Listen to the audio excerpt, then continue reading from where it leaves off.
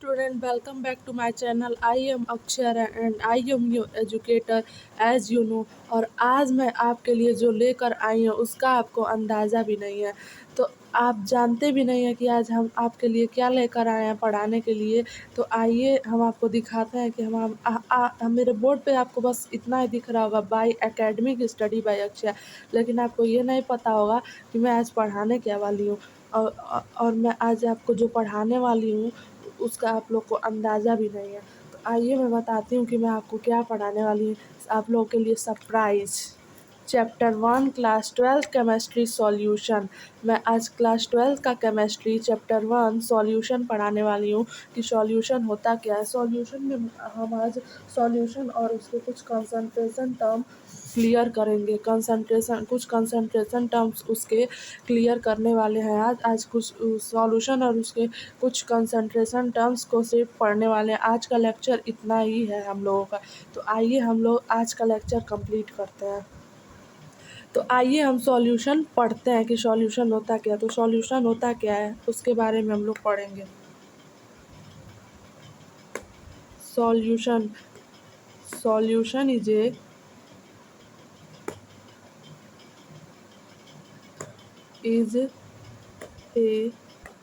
homogeneous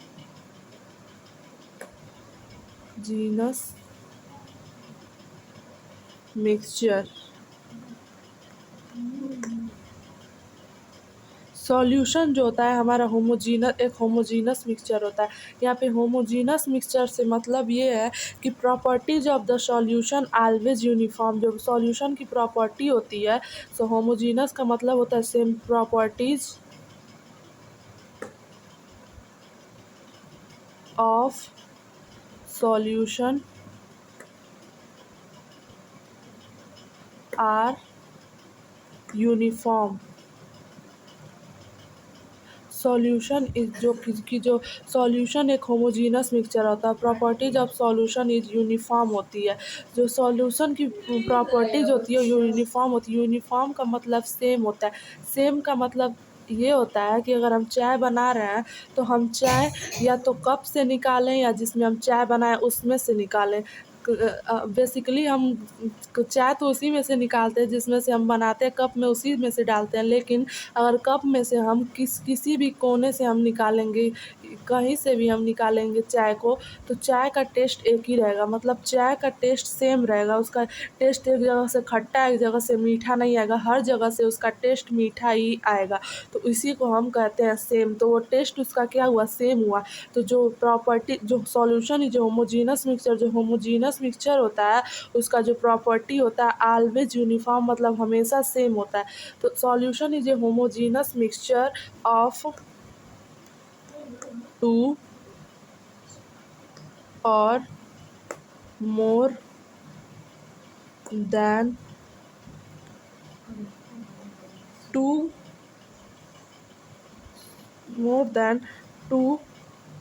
substances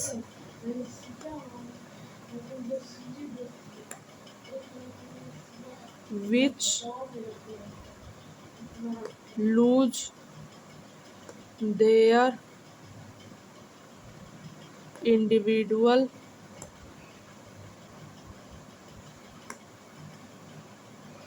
identities individual identities. जो solution होता है वो अपनी खुद की पहचान भुला देता है। जो उसका खुद का पहचान होता है, यहाँ पे लिखा है solution is a homogeneous mixture.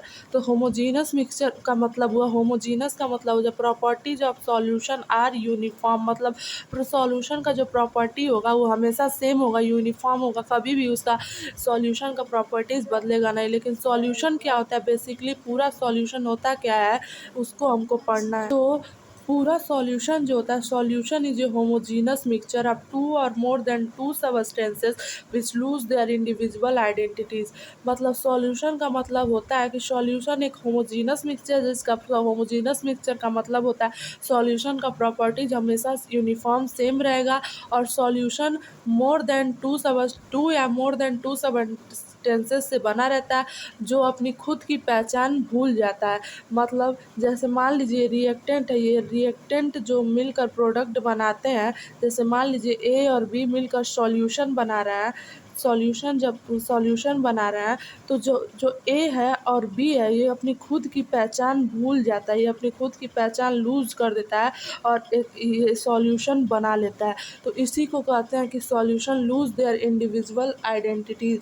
और एक टर्म आता है यहाँ पे, हम यहाँ पे सॉल्यूशन में 2 या मोर देन 2 कंपोनेंट पढ़ते हैं। तो जो 2 कंपोनेंट होता है, मान लीजिए अगर 2 कंपोनेंट के बारे में हम लोग पढ़ रहे हैं, 2 सबस्टेंसेस के बारे में पढ़ रहे हैं, तो उसे हम लोग बाइनरी सॉल्यूशन कहते हैं। उसे हम लोग बाइनरी सॉल्यूशन बाइनरी सॉल्यूशन कहते हैं। जो हम 2 कंपोनेंट के बारे में पढ़ते हैं वो बाइनरी सॉल्यूशन उसे हम लोग बाइनरी सॉल्यूशन कहते हैं। जो बाइनरी सॉल्यूशन जिसमें 2 कंपोनेंट सिर्फ हो और जो ए है और बी है वो अपनी आइडेंटिटीज़ भूल जाता है और नया प्रोडक्ट बन जाता है, मतलब न्यू फॉर्म में चेंज हो जाता है और अपनी खुद की पहचान भूल जाता है, उसे ही हम सॉल्यूशन कहते हैं।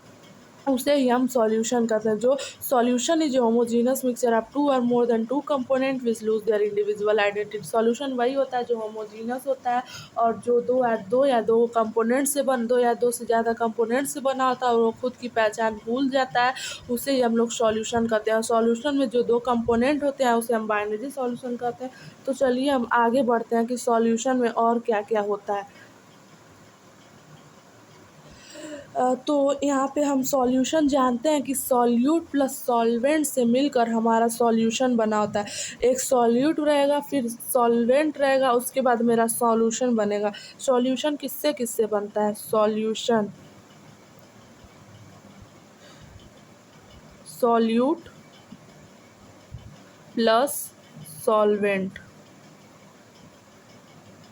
तो सॉल्यूट जो हमारा होता है वो हमेशा लेस अमाउंट में रहता है, लेस अमाउंट में रहता है, स्मॉलर अमाउंट में रहता है, स्मॉलर अमाउंट में। और जो सॉल्वेंट होता है वो हमेशा लार्जर अमाउंट में होता है। किस अमाउंट में होता है? लार्जर अमाउंट में होता है। जो लार्जर अमाउंट और स्मॉलर अमाउंट का मतलब ये है कि जो सॉल्यूट होगा वो हमेशा स्मॉल क्वांटिटी में होगा और जो सॉल्वेंट होगा उसमें वो हमेशा लार्ज क्वांटिटी में होगा। जैसे नींबू है और पानी है, तो जो पानी रहेगा, नींबू पानी हम लोग बनाते हैं तो जो पानी रहेगा वो ज़्यादा रहेगा तो वो सॉल्वेंट हुआ। लेकिन जो नींबू रहेगा वो 2-3 बूंद या कुछ बूंद रहता है तो वो सॉल्वेंट हो गया, वो सॉल्यूट हो गया। तो सॉल्यूट होता है लेस अमाउंट में होता है। जैसे हम चाय बना रहे हैं तो चाय में पानी और दूध का मात्रा ज़्यादा रहता है, लेकिन चीनी, चायपत्ती वगैरह वगैरह जो भी हम डालते हैं उसकी अमाउंट कम होती है। इसीलिए जो सॉल्यूट होता है वो हमेशा लेस अमाउंट में होता है और जो सॉल्वेंट होता है हमेशा लार्ज अमाउंट में होता है। जैसे हम नमक को पानी में घोलते हैं, मैंने आपको 3 एग्जांपल दिए, नींबू पानी का, एक चाय का, और मैं तीसरा एग्जांपल आप लोग को दे रही हूँ कि जब हम नमक को पानी में मिलाते हैं तो जो नमक होता है वो कम अमाउंट में होता है और जो पानी होता है वो ज़्यादा अमाउंट में होता है। तो solute always in less amount and solvent always in large amount. Solute हमेशा कई हो सकते हैं, लेकिन सॉल्वेंट हमेशा एक ही रहेगा।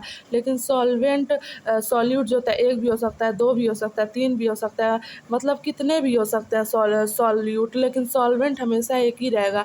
जैसे मान लीजिए आप चाय बना रहे हैं तो चाय में कई तरह के मटेरियल पड़ते हैं, चीनी पड़ता है, चाय पत्ती पड़ती है, इलायची पड़ती है, अदरक पड़ते हैं, बहुत सारे मटेरियल्स पड़ते हैं जो आप लोग जो बनाता होगा उसको मालूम होगा कि चाय कैसे अच्छी चाय जो बनाता है उसको पता है चाय में क्या क्या पड़ता है। तो सॉल्यूट हमेशा कई हो सकते हैं लेकिन सॉल्वेंट ऑलवेज वन। सॉल्वेंट जो होता है हमेशा एक ही रहेगा, वो कभी 2 नहीं हो सकता है।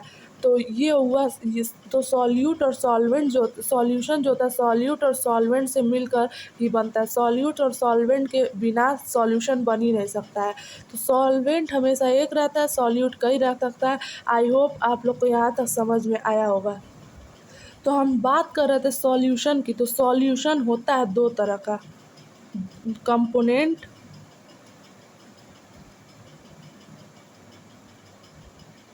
Of solution solution. तो सॉल्यूशन के दो कंपोनेंट होते हैं, एक होता है सॉल्यूट, एक होता है सॉल्यूट, एक होता है सॉल्वेंट। तो हमने आपको पहले ही बता दिया कि सॉल्यूट हमेशा लेस अमाउंट में होता है, सॉल्यूट हमेशा लेस अमाउंट में होता है और सॉल्वेंट हमेशा लार्ज अमाउंट में होता है। सॉल्यूट जो होता है लेस अमाउंट में होता है, सॉल्वेंट जो होता है लार्ज अमाउंट में होता है।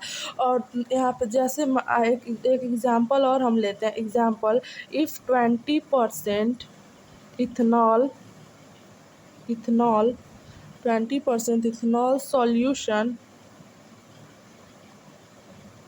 and 80% वाटर, 80% वाटर, H2O का मतलब वाटर। तो जो इथेनॉल सॉल्यूशन हुआ हमारा, जो इथेनॉल सॉल्यूशन आप लोग देख रहे हैं कि 20% और वाटर जो देख रहे हैं वो H2O जो देख रहे हैं वो H2O जो है 80% है। तो जो 80% है वो ज़्यादा है, तो ये क्या हुआ, सॉल्वेंट हुआ। तो ये क्या हुआ, हमारा सॉल्वेंट हुआ। लेकिन ये जो 20% इथेनॉल सॉल्यूशन है ये हमें मेरा सॉल्यूट हुआ। क्योंकि ये क्यों सॉल्यूट हुआ, क्योंकि ये कम है और ये ज़्यादा है इसलिए सॉल्वेंट हुआ। अब हम इसी का रिवर्स कर सकते हैं। अगर हम इसी का रिवर्स कर दें, इसी का हम उल्टा कर दें, अगर हम इसी का उल्टा कर देते हैं, if 20% if 80% 80% 80% ethanol solution 80% ethanol solution 80% ethanol solution and 20% water and 20% water. तो जब यहाँ पे जो H2 यहाँ वहाँ पे क्या था, इथेनॉल जो था वो सॉल्यूट था और वाटर सॉल्वेंट था। लेकिन यहाँ पे वाटर सॉल्यूट है, वाटर क्या है, सॉल्यूट है, और इथेनॉल सॉल्यूशन क्या है, सॉल्वेंट है। क्यों है, इसका रीज़न आप लोग बहुत अच्छी तरह से जानते हैं। इसलिए है क्योंकि इथेनॉल सॉल्यूशन इसलिए सॉल्वेंट है क्योंकि वो ज़्यादा है, और जो ज़्यादा इसलिए है क्योंकि सॉल्वेंट हमेशा ज़्यादा होता है। और 20% H2O सॉल्यूट इसलिए क्योंकि वो कम है और सॉल्यूट हमेशा जो होता है कम होता है। तो जैसा आप लोग जानते हैं। और इसके पहले एग्जाम्पल में क्या था, 20% इथेनॉल सॉल्यूशन एंड 80% वाटर था। तो जो 80% वाटर था वो ज़्यादा था इसलिए वो सॉल्वेंट था, और 20% इथेनॉल सॉल्यूशन जो था वो कम था इसलिए वो सॉल्यूट था। अगर मैं एक और बात कहूँ आपसे, एक और बात कहूँ, अगर इफ़ 50% इथेनॉल सॉल्यूशन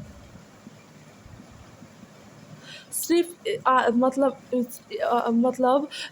केवल 50% इथेनॉल सॉल्यूशन, ये एक टर्म है। ये अगर यदि 50% सिर्फ इथेनॉल सॉल्यूशन है तो हम कैसे पता करेंगे कौन सॉल्यूट है और कौन सॉल्वेंट है।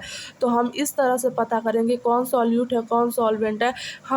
क्योंकि यहाँ पे एक ही टर्म दिया है, यहाँ पे वाटर मतलब हम पहले एग्जाम्पल में देखे थे कि इथेनॉल सॉल्यूशन के साथ वाटर था, या मतलब इथेनॉल सॉल्यूशन के साथ और कोई सॉल्यूशन रहता।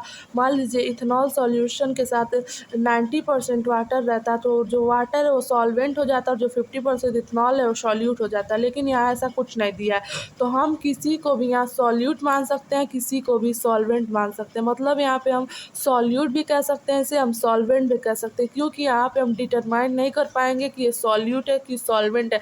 क्यों डिटरमाइन नहीं कर पाएंगे, क्योंकि यहाँ पे सिर्फ एक ही टर्म दिया, only 50% ethanol solution. I hope आपको समझ में आया होगा।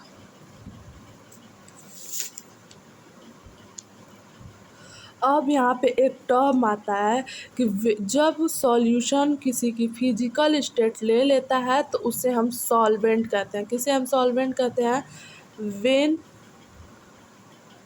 When solution finally when solution finally adopt the adopt the physical physical state of any component when solution finally adopt the physical state of any component, so this is called solvent. This is called solvent. सॉल सॉल this is जब solution किसी की finally जब किसी की physical state adopt कर लेता है, ले लेता है, तो उसे हम सॉल्वेंट कह देते हैं। क्या कह देते हैं? सॉल्वेंट।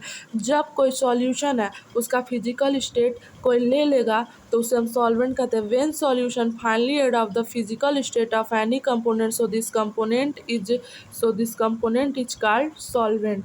जैसे मान लीजिए एक एग्जांपल हम आपको लेकर बताते हैं, शुगर प्लस वाटर। मान लीजिए शुगर और वाटर मिलकर एक सॉल्यूशन बना रहा है, तो मान लीजिए तो सॉल्यूशन बना रहा है तो जो इसमें वाटर है वो लिक्विड है, और जो शुगर है वो सॉलिड है, और जो सॉल्यूशन बना वो भी लिक्विड बनेगा, क्योंकि जब चीनी में पानी मिलाएंगे तो लिक्विड सॉल्यूशन भी जो हमारा बनेगा वो लिक्विड बनेगा। तो जो सॉल्यूशन है वो किसकी फिजिकल स्टेट ले लिया? सॉल्वेंट की, क्योंकि लिक्विड क्या है? पानी। क्या है? पानी ज़्यादा रहेगा, तो जो ज़्यादा रहेगा वो जो ज़्यादा रहता है वो हमेशा सॉल्वेंट होता है, वो सॉल्वेंट है इसीलिए ये लिक्विड भी है, इसीलिए इसकी सॉल्यूशन इसकी फिजिकल स्टेट ले लेगा और तब जाके एक सॉल्यूशन बनेगा। इसीलिए सॉल्यूशन जो होता है किसी न किसी कंपोनेंट की फिजिकल स्टेट जब ले लेता है तो उसी को हम सॉल्वेंट कह देते हैं। अब हम जानते हैं कि सॉल्यूट और सॉल्वेंट जो होता है, सॉल्यूट कम होता है, सॉल्वेंट ज़्यादा होता है। तो इस कम ज़्यादा का पता लगाने के लिए एक टर्म आया, उस टर्म का नाम है कंसंट्रेशन टर्म्स। तो यही लास्ट टॉपिक है हमारा कंसंट्रेशन टर्म आज के लेक्चर में। आज के लेक्चर में हम सॉल्यूशन का इंट्रोड्यूस करवाएं आपको सॉल्यूशन से, और हम अब आपको सॉल्यूशन के बारे में बताएं। अब हम इसके कंसंट्रेशन टर्म्स के बारे में बताएंगे। तो आइए हम देखते हैं कि कुछ कंसंट्रेशन टर्म्स के बारे में।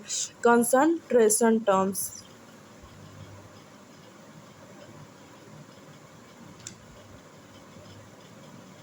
कंसंट्रेशन टर्म्स तो हम जानते हैं कि मतलब दो तरह के कंसंट्रेशन टर्म्स होते हैं। दो तरह के, एक होता है वॉल्यूम रिलेटेड, एक होता है मास रिलेटेड। एक होता है वॉल्यूम रिलेटेड, एक होता है मास रिलेटेड। एक होता है volume related, one is volume related and second is related mass related. तो जो वॉल्यूम रिलेटेड होता है वो डिपेंड होता है टेम्परेचर पे। It is depend upon temperature. लेकिन जो मास रिलेटेड होता है ये temperature temperature temperature temperature independent होता है।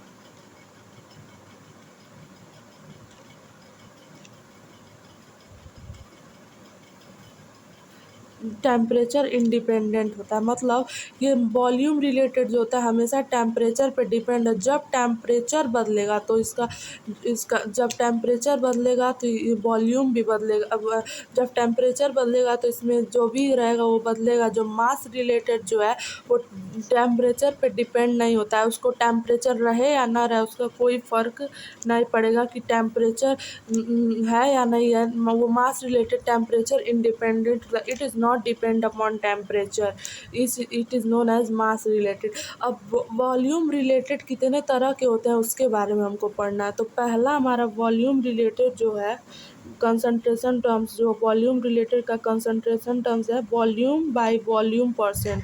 और जो सेकेंड हमारा कंसंट्रेशन टर्म्स है वॉल्यूम रिलेटेड का वेट बाई वॉल्यूम परसेंट।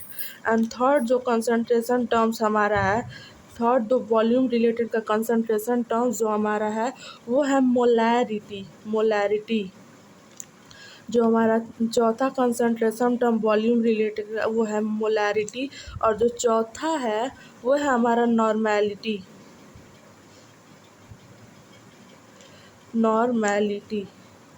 और जो हमारा टेम्परेचर इंडिपेंडेंट जो मास रिलेटेड होता है ये भी 4 तरह का होता है।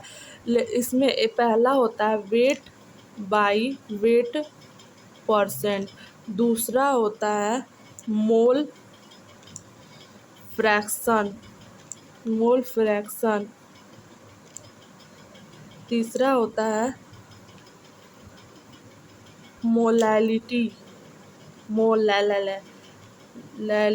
मोलैलिटी, और जो चौथा होता है पीपीएम और पीपीबी होता है।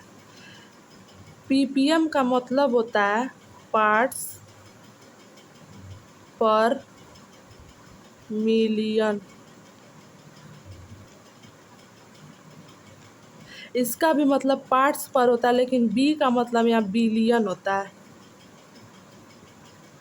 पार्ट्स पर मिलियन और पार्ट्स पर बिलियन इट इज़ नोन, ये सब टेम्परेचर इंडिपेंडेंट मतलब मास रिलेटेड के कंसंट्रेशन टर्म्स है।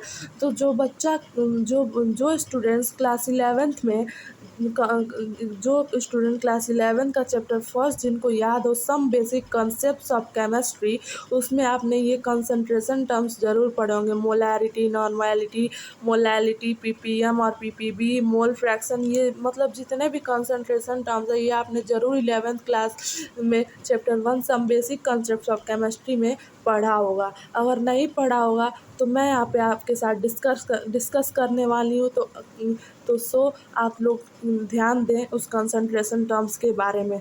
तो आइए हम बारी बारी से एक एक कंसंट्रेशन टर्म्स को डिस्कस करते हैं कि वॉल्यूम बाय वॉल्यूम रिलेटेड क्या होता है, वेट बाय वेट परसेंट क्या होता है, वॉल्यूम बाय वॉल्यूम परसेंट क्या होता है, मोलैरिटी क्या होता है, नॉर्मेलिटी क्या होता है, वेट बाय वॉल्यूम परसेंट क्या होता है, पीपीएम और पीपीबी क्या होता है, मोल फ्रैक्शन क्या होता है, मोलैलिटी क्या होता है, सब कुछ हम लोग आज डिस्कस करेंगे कि ये सब होता क्या है। तो चलिए हम लोग डिस्कस करते हैं। पहला जो हमारा कंसंट्रेशन टर्म्स रहेगा वो हम लेंगे wait by weight percent, wait by weight percent. तो जो वेट बाय वेट परसेंट होता है, जैसे मान लीजिए हम ले लिए a solution of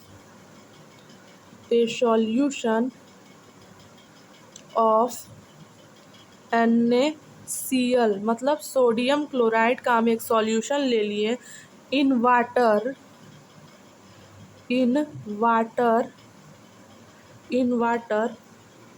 is 5% weight by weight. तो हमें ये जो weight solution of NaCl in water is 5% weight by weight percent. तो जो सॉल्यूशन है NaCl का, उसको हम ले लिए वेट बाय वेट परसेंट। तो हम उसे वेट बाय वेट परसेंट में रिप्रेजेंट कैसे करेंगे, तो हम रिप्रेजेंट करेंगे 5 gram of NaCl, 5 gram NaCl is present in 100 gram of solution, in 100 gram of solution. जो मतलब जो यहाँ पे वेट बाय वेट परसेंट का टर्म है उसको हम अगर आ जाए तो हम उसे रिप्रेजेंट कैसे करेंगे, solution of NaCl in water is 5% weight by weight percent. तो जो 5 ग्राम NaCl है वो प्रेजेंट है 100 ग्राम सॉल्यूशन में। तो जो 5 ग्राम वो सॉल्यूट हुआ और जो 100 ग्राम वो सॉल्वेंट हुआ। तो जो सॉल्यूशन है NaCl का इन water is 5% weight by wait. तो इसमें वेट बाय वेट में कैसे डिनोट करेंगे, 5 gram of NaCl is present in 100 gram of solution. अब इसका वेट बाय वेट परसेंट का क्वेश्चन सॉल्व करने के लिए एक फार्मूला होता है इसका। तो आइए अब उसके फार्मूला के बारे में हम लोग डिस्कस करते हैं। तो वेट बाय वेट का फार्मूला होता है, mass of solute upon mass of solution into 100। तो जो मास ऑफ सॉल्यूट होता है और जो मास ऑफ सॉल्यूशन होता है, जो मास ऑफ सॉल्यूट होता है और जो मास ऑफ सॉल्यूशन होता है, उसी को हम क्या, मास ऑफ सॉल्यूट और मास ऑफ सॉल्यूशन इंटू 100, मतलब इसको मास ऑफ सॉल्यूशन को मास ऑफ सॉल्यूट को मास ऑफ सॉल्यूशन से डिवाइड करके 100 से मल्टीप्लाई कर देंगे, तो जो हमारा question wait by weight percent पूछा होगा वो हमारा आंसर आ जाएगा। तो ये फार्मूला है, तो इस फार्मूला को आप लोग ज़रूर लर्न करिएगा। वेट बाय वेट परसेंट का फार्मूला है mass of solute upon mass of solution into 100। तो अब आइए इसी वेट बाय वेट परसेंट का एक क्वेश्चन सॉल्व कर लेते हैं। क्वेश्चन है 10 gram sucrose 10 gram sucrose is dissolved in 10 gram sucrose in dissolved in 100 gram water 100 gram water. जब तो पूछा है find wait by wait percent. यहाँ पे दिया है कि 10 ग्राम सुक्रोज है जो डिजॉल्व है 100 ग्राम ऑफ वाटर में। तो find wait by weight percent पूछा है हमसे, वेट बाय वेट परसेंट पूछा है। तो हम आपको वेट बाय वेट परसेंट का फॉर्मूला पहले ही बता दिए थे, लेकिन यहाँ पे 10 ग्राम ऑफ सुक्रोज है, जो सॉल्यूट है वो कम है और जो सॉल्वेंट वाटर है ये ज़्यादा है। तो हम जब सॉल्यूशन कब बनता है, जब हम सॉल्यूट और सॉल्वेंट को ऐड करते हैं, जब उसका तब उसका सॉल्यूशन बनता है। तो solute plus solvent is equal to solution. तो जो सॉल्यूट है हमेशा 10 है और जो हमेशा सॉल्वेंट है 100 है। तो ये सॉल्यूशन जो बन के आएगा 110 ग्राम आएगा। जो हमारा सॉल्यूशन बन के आएगा वो हमारा 110 ग्राम आएगा। तो वेट बाय वेट परसेंट का फॉर्मूला होता है mass of solute upon mass of solution into 100। तो मास ऑफ सॉल्यूट जो होगा 10 होगा और जो मास ऑफ सॉल्यूशन होगा हमारा 110 होगा। और इसे हम डिवाइड मल्टीप्लाई किससे करेंगे, 100 से। तो ये जीरो है जो एक जीरो से कट जाएगा। तो 1 का जब हम 100 में मल्टीप्लाई करेंगे तो 100/11 आएगा। और जब हम इसी को डिवाइड कर देंगे हमारा आंसर आएगा 11 में। जब हम 100 का डिवाइड कर देंगे 11 1 जा 11, 10 में से 9 जाएगा तो 1 बचेगा, 10 में से 1 जाएगा तो 9 बचेगा, 9 में से 1 जाएगा। यहाँ पे जीरो बढ़ाएंगे, यहाँ पे पॉइंट लगाएंगे, यहाँ पे जीरो बढ़ाएंगे तो यहाँ पे 10 में से 9 जाएगा 1 बचेगा और 9 में से 9 जाएगा तो यहाँ पे आंसर आ जाएगा। जब हम इसे डिवाइड करेंगे तो यहाँ पे आंसर 9.09% आएगा, 09% आएगा, 09% आंसर आ जाएगा हमारा इसका, 09% हमारा इसका आंसर आ जाएगा। अब हम इसी से रिलेटेड एक और क्वेश्चन करते हैं। हमारा दूसरा क्वेश्चन है 10 ग्राम of NaCl is present in 100 ml of solution. 100 ml of solution. Find weight by weight percent if density का क्वेश्चन आ गया है यहाँ पे। Density of solution is 1.2 gml। यहाँ पे 1.2 gml। यहाँ पे क्वेश्चन क्या पूछ रहा है, 10 gram of NaCl is present in 100 ml of solution. जो 10 ग्राम NaCl है वो प्रेजेंट है 100 ml किसी 100 ml के सॉल्यूशन में। फाइंड बाय वेट परसेंट तो फाइंड करना है, लेकिन कब फाइंड करना है, if density of solution is 1.2 g पर मिलीलीटर। डेंसिटी ऑफ सॉल्यूशन जब 1.2 है तो हम इसे कैसे, पहले तो हम इसका फॉर्मूला लगाएंगे, वेट परसेंट का formula, mass of solute upon mass of solution into 100। लेकिन जब हमें डेंसिटी निकालना होगा तो जो मास ऑफ सॉल्यूशन होगा वो density of solution into volume of solution होगा। तो जो डेंसिटी होता है वो मास अपॉन वॉल्यूम होता है। तो जो 1.2 g/ml अपॉन 100 ml, तो ml से ml कट जाएगा। तो हमारा यहाँ पे मास ऑफ सॉल्यूट जो होगा 110 होगा, और यहाँ पे जो मास ऑफ सॉल्यूशन होगा 120 होगा। और इसे हम 100 से जब मल्टीप्लाई कर देंगे तो 25/3 आएगा, 25/3 आएगा। और जब हम इसे डिवाइड 3 से 25 को डिवाइड करेंगे तो 8.33% आंसर आएगा। अब जो हमारा सेकेंड कंसंट्रेशन टर्म्स है वो वॉल्यूम बाय वॉल्यूम परसेंट है। सेकेंड कंसंट्रेशन टर्म्स हमारा वॉल्यूम बाय वॉल्यूम परसेंट। इसका एक एग्जांपल लेते हैं हम, AHCl aqueous solution is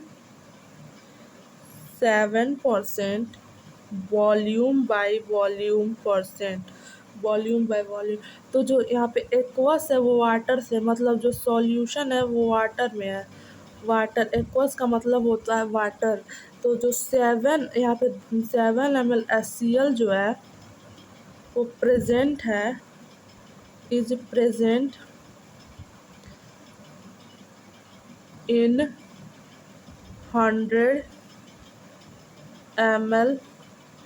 ml solution में, 100 ml सॉल्यूशन में प्रेजेंट है। जो ये मतलब 7 ml HCl, जो HCl है 7 ml वो किस में प्रेजेंट है, 100 ml सॉल्यूशन में प्रेजेंट है। अब इसका हम वॉल्यूम बाय वॉल्यूम परसेंट का फॉर्मूला देख लेते हैं। Volume of solute upon volume of solution into 100। जो वॉल्यूम ऑफ सॉल्यूट होता है, वॉल्यूम ऑफ सॉल्यूशन जो होता है वो इंटू 100, यही होता है volume by volume related, volume by volume percent का formula. Mass volume of solute को वॉल्यूम ऑफ सॉल्यूशन से डिवाइड करके 100 से मल्टीप्लाई कर देंगे तो हमारा आंसर आ जाएगा। यही होता है वॉल्यूम बाय वॉल्यूम परसेंट का फॉर्मूला। अब हम देखते हैं तीसरा कंसंट्रेशन टर्म्स। अब मेरा तीसरा कंसंट्रेशन टर्म्स जो है वो वेट बाई वॉल्यूम परसेंट है, वेट बाय वॉल्यूम परसेंट। तो यहाँ पे जो एग्जाम्पल होगा, ए सुगर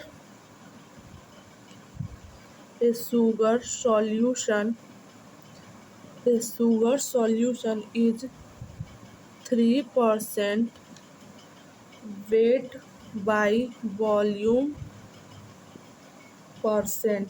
तो जो यहाँ पे जो शुगर सॉल्यूशन 3%, तो मतलब 3 gram of sugar is present in 100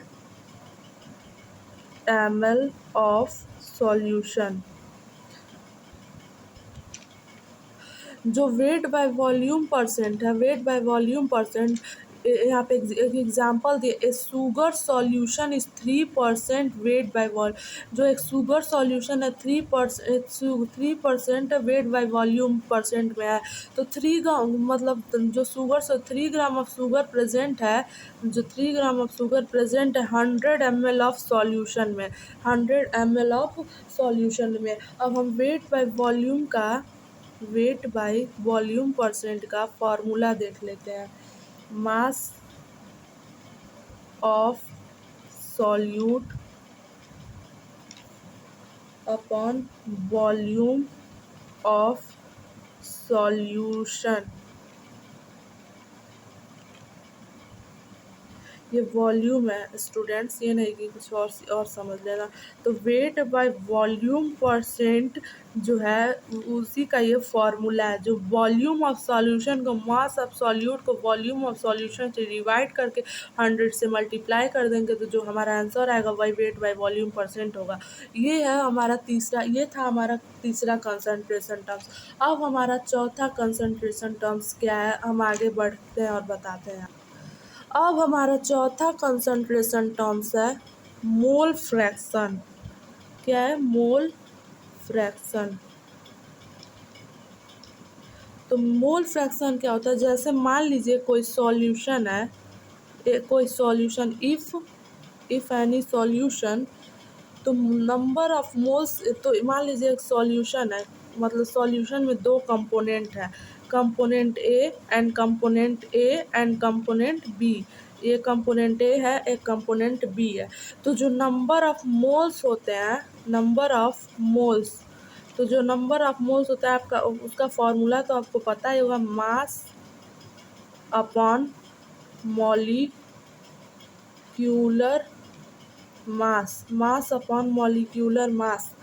मतलब जो मोल्स होते, तो जो यहाँ पे मान लीजिए ए में एक कंपोनेंट ए में 1 है मास मोल्स और बी में 3 मोल है। तो यहाँ पे मतलब पूछ रहा है कि ए के मोल फ्रैक्शन कितने होंगे। तो मोल फ्रैक्शन कितने होंगे, तो जो मोल फ्रैक्शन क्या होता है, जो नंबर ऑफ मोल्स होता है अपन टोटल मोल्स, वही हमारा मोल फ्रैक्शन हो जाता है।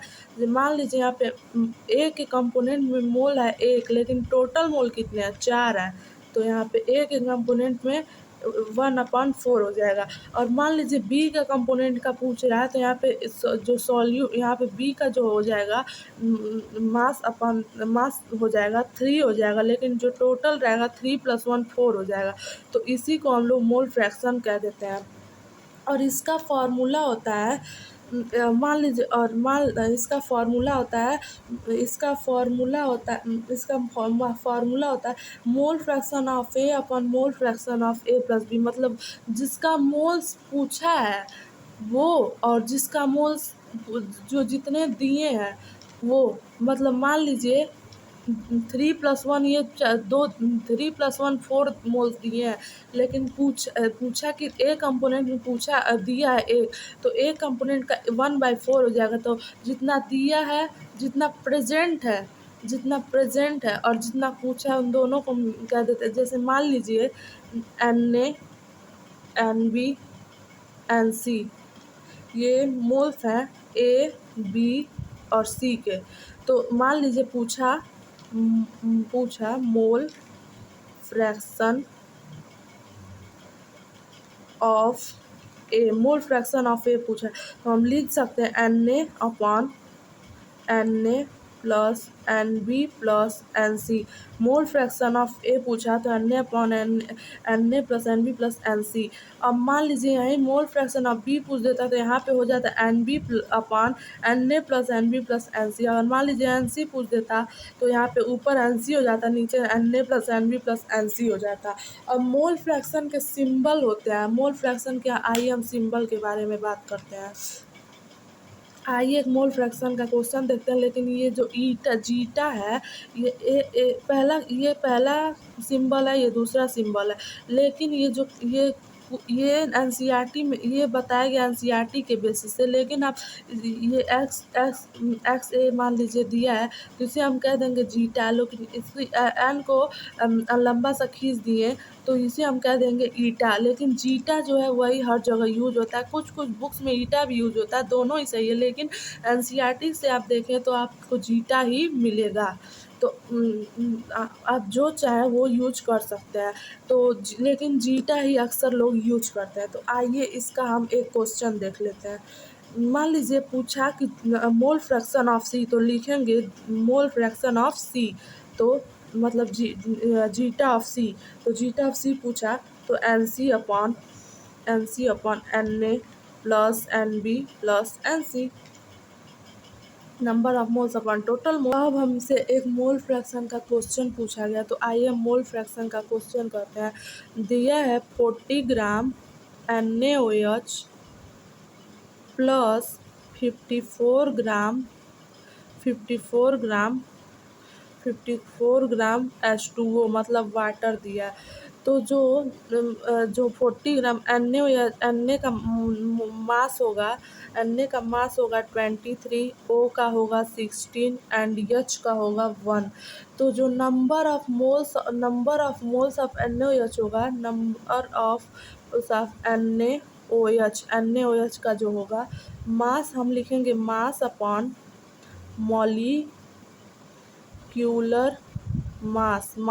Molecular mass. तो जो दिया है 40 gram of NaOH, mass upon molecular mass, तो जो मास दिया है वो 40 दिया है, और जो मॉलिक्यूलर मास दिया है, ये जो हम तीनों को ऐड कर देंगे 23, 16, 16, 7, 8, 9, 10, 3, 2, 3 या 4, 40, तो 40 से 40 को कट कर देंगे 1 आ जाएगा। अब हमसे पूछा है, अब ऐसे ही H2O का बताओ, तो H2O का कितना होगा। H2O का मास दिया है 54, और उन तीनों को H2O को ऐड कर देंगे, मतलब हाइड्रोजन को और ऑक्सीजन को, और उसे 2 से मल्टीप्लाई कर देंगे तो हमारा आंसर आ जाएगा 18, और जब हम 18 से इसको डिवाइड करेंगे तो आंसर आएगा 3।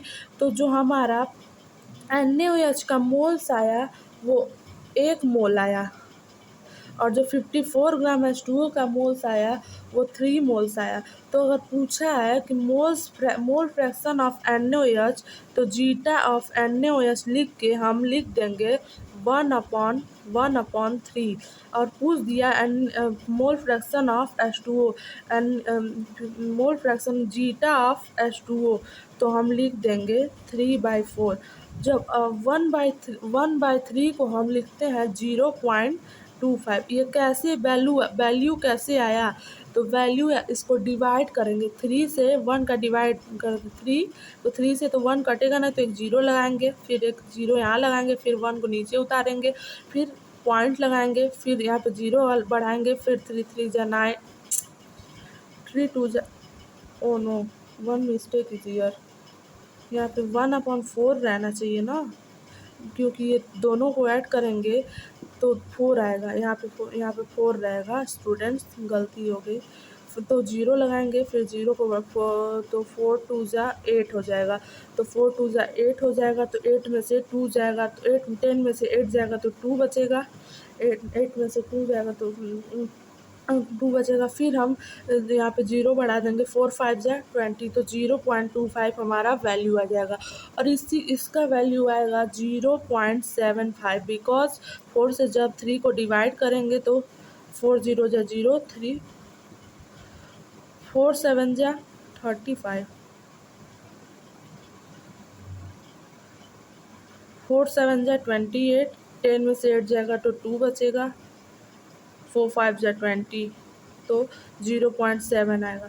बट एक टर्म यहाँ पे एक और बात है यहाँ पे कि एक्स जो यक्स जो इन दोनों को अगर हम ऐड करते हैं दोनों वैल्यू को, तो आंसर 1 आना चाहिए। अगर आंसर 1 नहीं आ रहा है तो इसका मतलब समझ लीजिए कि आपका क्वेश्चन ये जो आप निकालें वो गलत है। तो हम आइए ऐड करते हैं 0.25, 0.75, 5 5 10, 7, यहाँ पे कैरी 7 8 9 1 10, फिर यहाँ पे 1 आ जाएगा 1।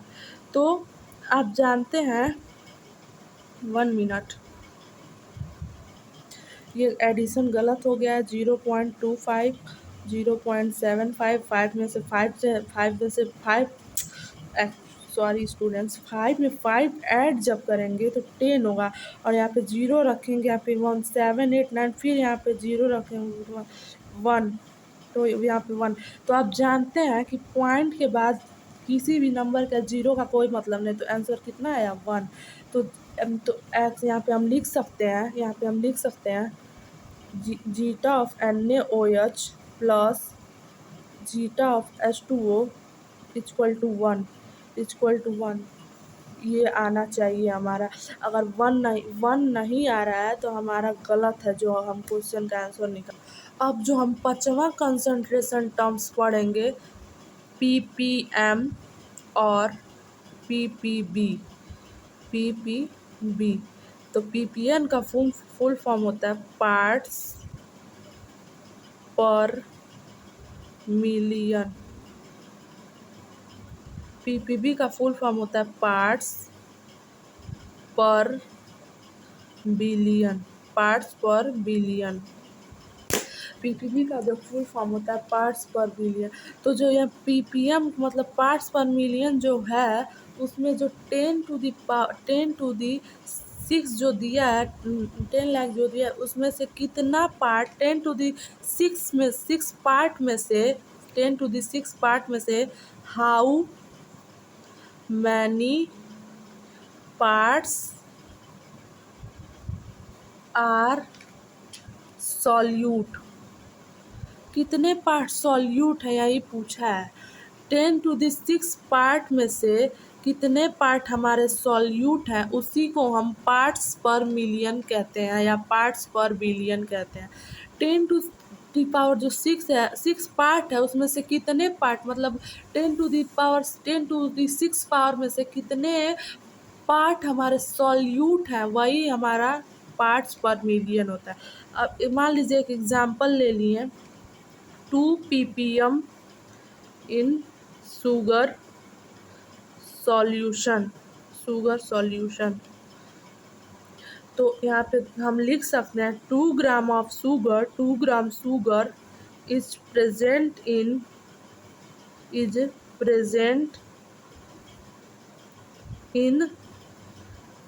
10 to the 6 gram of solution.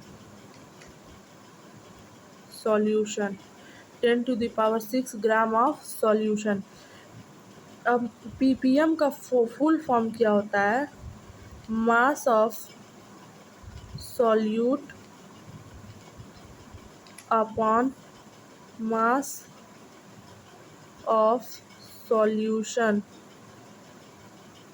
Into 100, यही होता है हमारा पार्ट्स पर मिलियन का formula. Mass of solute upon mass of solution into 100, और 2 gram sugar is present in 10 to the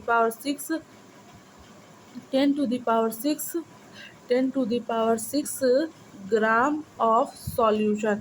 तो मास ऑफ सॉल्यूट जो होता है, mass of solution into 100, mass of solution से मास ऑफ सॉल्यूट को divisible कर देंगे, 100 से मल्टीप्लाई कर देंगे तो हमारा आंसर आ जाएगा। अब हम चलते हैं आगे छठे कंसंट्रेशन टर्म्स पे। अब मेरा 6वां कंसंट्रेशन टर्म्स है मोलैरिटी। हमारा 6वां कंसंट्रेशन टर्म्स है मोलैरिटी। तो जो इसमें 6वां कंसंट्रेशन टर्म्स ये कहता है number of moles of solute which are present in 1 litre solution. मतलब मोलैरिटी में कितने नंबर ऑफ मोल्स, कितने मोल्स ऐसे हैं सॉल्यूट के जो प्रेजेंट है 1 लीटर सॉल्यूशन में। 1 लीटर सॉल्यूशन में कितने मोल्स ऑफ सॉल्यूट प्रेजेंट है। तो यहाँ पे स्टूडेंट्स कहेंगे मैम आपने ये नया क्या बताया, ये तो सभी लोग कहते हैं, सभी बुक्स में लिखा है। मैंने नया यही बताया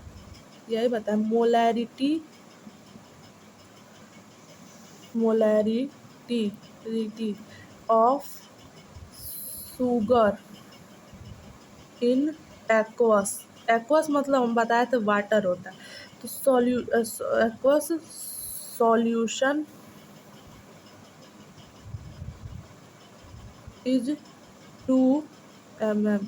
तो 2 moles of sugar are present in 1 litre solution. 1 litre solution. तो जो यहाँ पे कह रहा है molarity of sugar in aqueous, मतलब शुगर का मोलैरिटी, एक्वस मतलब पानी में, सॉल्यूशन इज 2 मोलर। तो 2 moles of sugar are present in 1 litre of solution. जो तो 2 मोल्स ऑफ जो शुगर है वो प्रेजेंट है 1 लीटर सॉल्यूशन में।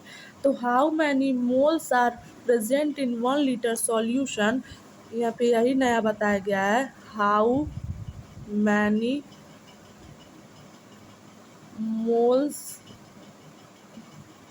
are present in 1 liter solution is known as molarity की, मतलब यहाँ कह रहा है कि how many parts of moles are present in 1 litre solution. कितने parts of moles 1 litre solution में प्रेजेंट है, उसी को हम मोलैरिटी कह देते हैं। उसी को हम क्या कह देते हैं, मोलैरिटी कह देते हैं। अब हमारा मोलैरिटी का फॉर्मूला क्या है उसको हमको देखना है। तो आइए, अब मोलैरिटी का फॉर्मूला क्या होता है। Molarity number of moles of solute,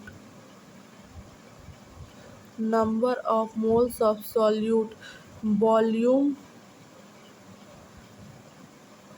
of solution in litre, volume of solution in litre, volume of solution in litre. तो जो मोलैरिटी का फॉर्मूला होता है, volume of number of moles of solute को वॉल्यूम ऑफ सॉल्यूशन से हम divide कर देंगे, जो कि वॉल्यूम ऑफ सॉल्यूशन लीटर में है, तो उसी को हम कह देते हैं मोलैरिटी। और जो यहाँ पे नंबर ऑफ मोल्स का फॉर्मूला तो हम आपको पहले ही बता दिए थे, लेकिन एक बार और हम आपको रिमाइंड करवा देते हैं कि नंबर ऑफ मोल्स का फॉर्मूला होता है mass upon molecular mass upon molecular mass, जिसका यूनिट होता है मोल पर लीटर। इसी को हम कहते हैं मोलैरिटी का formula, number of moles of solute upon volume of solution in litre, इसी को हम कहते हैं मोलैरिटी। अब हम 7वें कंसंट्रेशन टर्म्स के तरफ बढ़। 7वां कंसंट्रेशन टर्म्स है हमारा मोलैलिटी। जो हमारा मतलब मोलैरिटी और मोलैलिटी दो चीज़ें हैं। मोलैरिटी जो है वो मोलैरिटी जो है हमेशा मास को बताता है, और मोलैलिटी जो है हमेशा वॉल्यूम को बताता है। ये दोनों डिफरेंस है। डिफरेंस है। मोलैरिटी और मोलैलिटी में बहुत बच्चे कंफ्यूज हो जाते हैं, लेकिन मोलैलिटी अलग चीज़ है और मोलैरिटी अलग चीज़ है। तो मोलैरिटी एक चीज़ हम आपको बताना भूल गए, मोलैरिटी को हम डिनोट करते हैं कैपिटल एम से, और जो मोलैलिटी होता है इसे डिनोट करते हैं स्मॉल एम से। Molarity is denoted by capital M and molality is denoted by small M. तो मोलैरिटी और मोलैलिटी में बहुत स्टूडेंट कंफ्यूज होते हैं, तो मैं बता दूं कि मोलैरिटी और मोलैलिटी दोनों दो चीज़ें हैं और दोनों में चेंजेस है। जो मोलैलिटी है वो पहला तो ये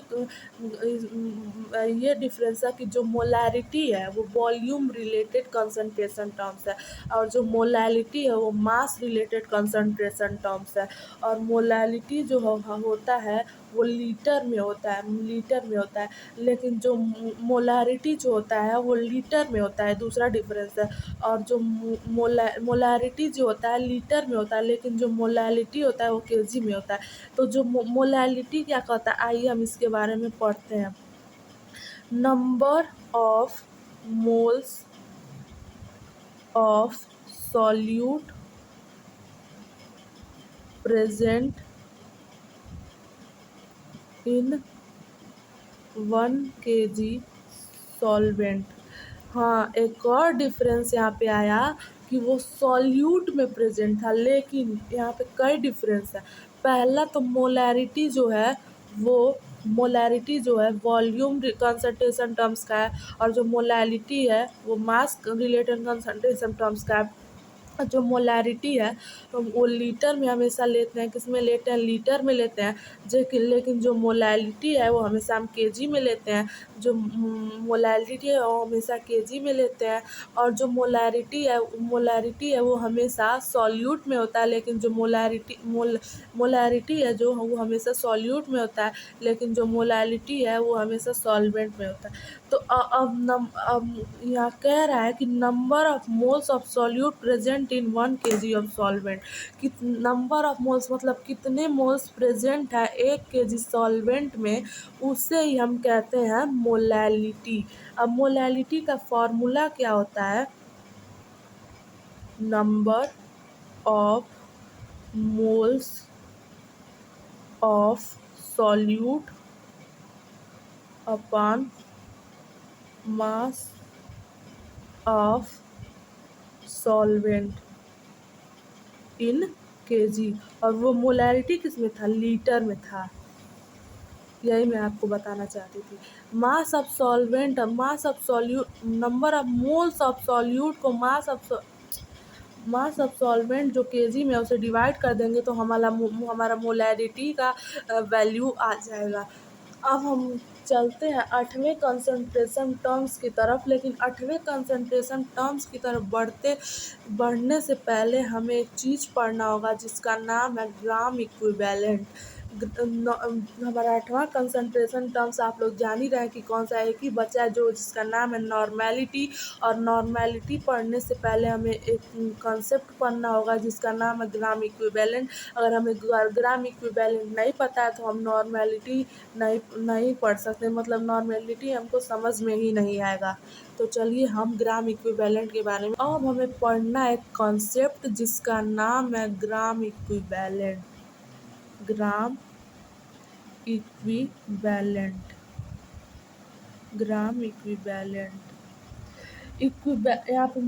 यहाँ पे इक्विवेलेंट मास पूछेगा तो इक्विवेलेंट यहाँ पे मास पूछेगा तो इक्विवेलेंट मास का फॉर्मूला होता है मोलर वेट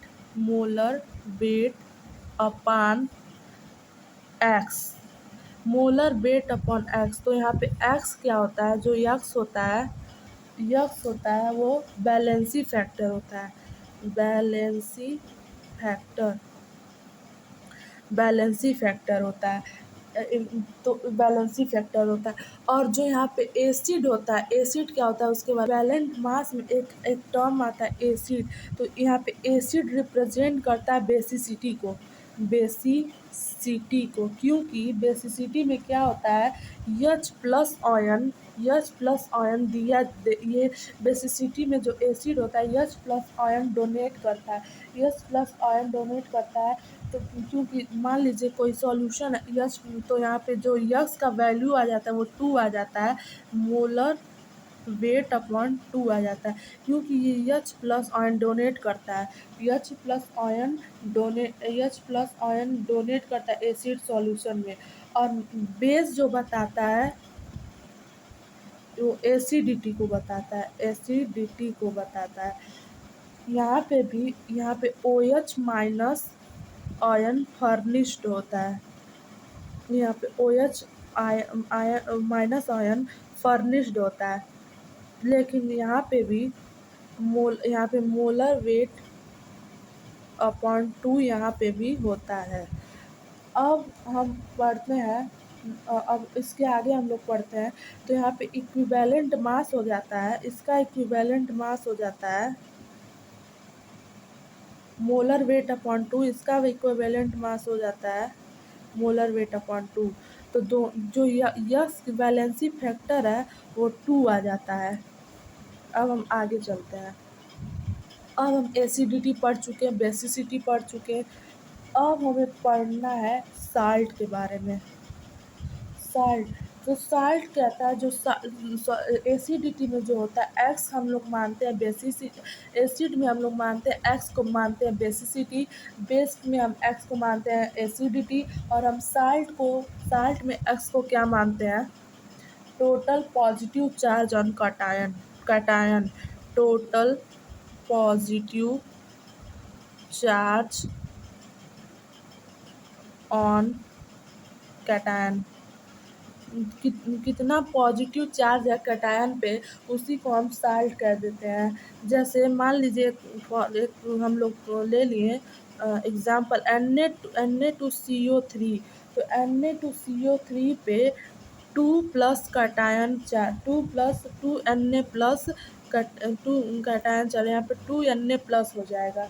तो यहाँ पे इक्विवेलेंट मास हो जाएगा मोलर वेट बाई 2, क्योंकि यहाँ पे 2 Na प्लस है। अब हम दूसरा एग्जाम्पल AlCl3, तो यहाँ पे बैलेंसी फैक्टर 3 हो जाएगा। तो मोलर यहाँ पे फार्मूला, मोलर इक्विवेलेंट मास का फार्मूला हो जाएगा मोलर वेट अपॉन 3। अब हम आठवां लास्ट कंसंट्रेशन टर्म पढ़ते हैं नॉर्मेलिटी, उसके बाद हमारा आज का लेक्चर ख़त्म हो जाएगा। अब हमारा लास्ट और 8वां कंसंट्रेशन टर्म्स है normality.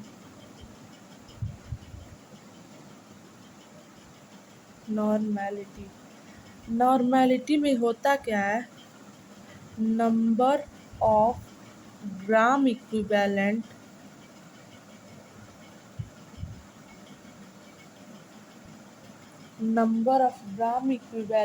Of solute which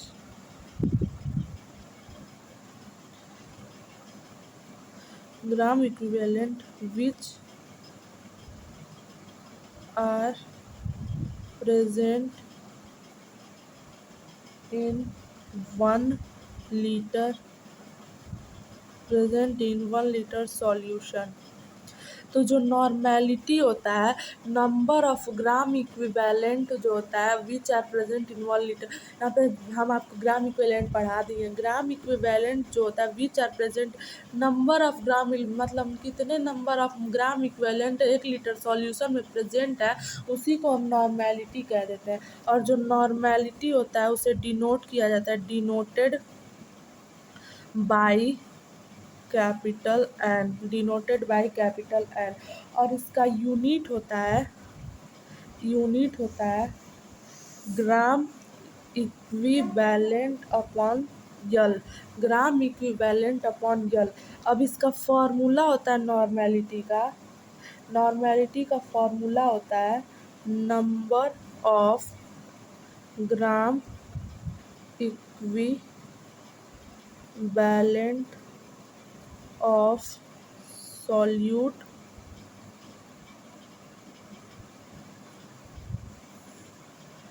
upon volume of solution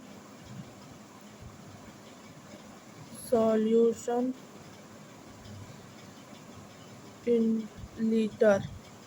यह नॉर्मेलिटी का फॉर्मूला होता है, normality number of gram equivalent of solute upon volume of solution in litre. Normality का फॉर्मूला होता है number of gram equivalent of solute volume of solution से divide कर देने को हमारा नॉर्मेलिटी का जो क्वेश्चन पूछा रहेगा नॉर्मेलिटी का आंसर आ जाएगा। तो नंबर ऑफ ग्राम इक्विवेलेंट जो होता है, जो नंबर ऑफ ग्राम इक्विवेलेंट होता है, ग्राम इक्विवेलेंट होता है वो मास अपॉन इक्विवेलेंट मास होता है, मास अपॉन इक्विवेलेंट मास होता है, मास अपॉन इक्विवेलेंट मास होता है। तो आई होप आपको मेरा लेक्चर तो नंबर ऑफ आई होप आपको मेरा लेक्चर पसंद आया होगा। अगर पसंद आया हो तो लाइक ज़रूर करिएगा और एक सब्सक्राइब ज़रूर करिएगा। और अगर आपको कोई भी कन्फ्यूज़न हो तो प्लीज़ मुझसे कमेंट सेक्शन में बेहिचक ज़रूर पूछिएगा। और मेरे वीडियोज़ को लाइक ज़रूर करिएगा अगर आपको पसंद आए। Thank you and have a nice day.